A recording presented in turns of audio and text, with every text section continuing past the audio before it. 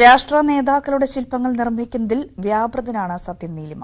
ഇതിനകം നിരവധി ശില്പങ്ങൾ സത്യൻ നിർമ്മിച്ചിട്ടുമുണ്ട്.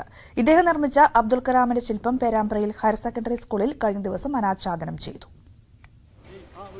ചിത്രശില്പ നിർമ്മാണത്തിലൂടെ മഹത് വ്യക്തികളുടെയും അവരുടെ സന്ദേശവും പ്രചരിപ്പിക്കുകയാണ് സത്യൻ നീലിമ.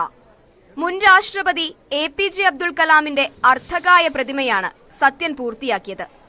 പേരാമ്പ്ര ഹയർ സെക്കൻഡറി സ്കൂളിൽ TP രാമകൃഷ്ണൻ MLA സാന്നിധ്യത്തിൽ ചലച്ചിത്ര അക്കാദമി ചെയർമാൻ രഞ്ജിത്ത് പ്രതിമ അനാച്ഛാദനം ചെയ്തു.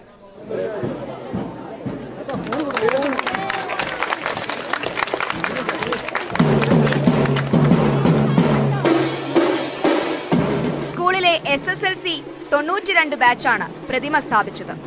ഓയിൽ പെയിന്റ് ഉപയോഗിച്ച് വരച്ച ഗാന്ധിജിയുടെ 130-ൽ പരം ചിത്രങ്ങൾ വിവിധ സർക്കാർ ഓഫീസുകൾക്ക് നൽകിയ സത്യൻ നീലിമയുടെ ഗാന്ധി സന്ദേശ പ്രയാണം കർണാടകയിലെ 1-ാം ക്ലാസ് മുതൽ 10-ാം ക്ലാസ് വരെയുള്ള പാഠപുസ്തകത്തിൽ ഉൾക്കൊള്ളിച്ചത് ശ്രദ്ധ നേടിയിരുന്നു. രവീന്ദ്രനാഥ ടാഗോറിന്റെ ശില്പം മൊകേരി ഗവൺമെന്റ് കോളേജിൽ സ്ഥാപിച്ചിട്ടുണ്ട്.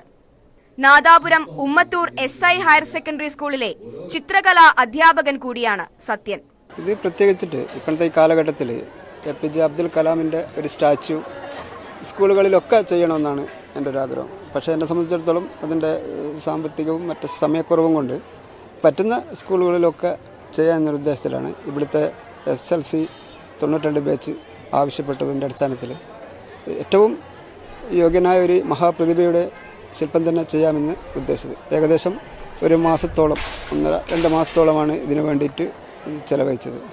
പള്ളൂരിലെ കസ്തൂർബ ഗാന്ധി സ്കൂളിനു വേണ്ടി കസ്തൂർബ ഗാന്ധിയുടെ പൂർണ്ണകായ പ്രതിമയുടെ പണിപ്പുരയിലാണ്